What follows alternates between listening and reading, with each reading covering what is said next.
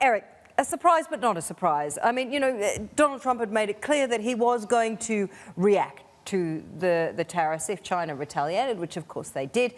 He told us what he was going to do. He's now gone ahead and made that announcement, or Robert Lighthizer has anyway.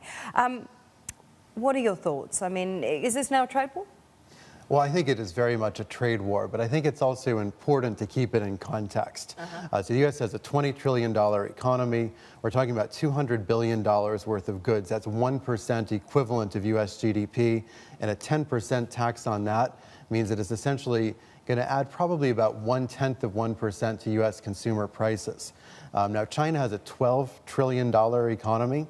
So this probably subtracts about 0.2% from their GDP as a first order hit. Now, the risk is that there could be further repercussions to this. It could be more damaging, but I think it's important not to exaggerate the importance of it. So that's all well and good, and the numbers speak for themselves and really show you that, you know, it's really not that big a deal, even on inflation.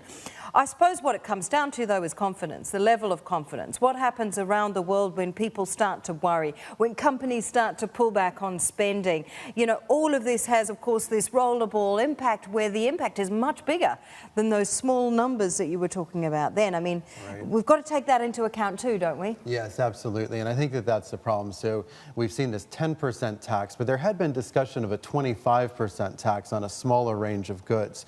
So the problem is we don't know where this is going in the future. And I think you're right. That could hit business investment. It could hit employment creation, and it could damage confidence, as we're seeing in the financial markets a bit this morning.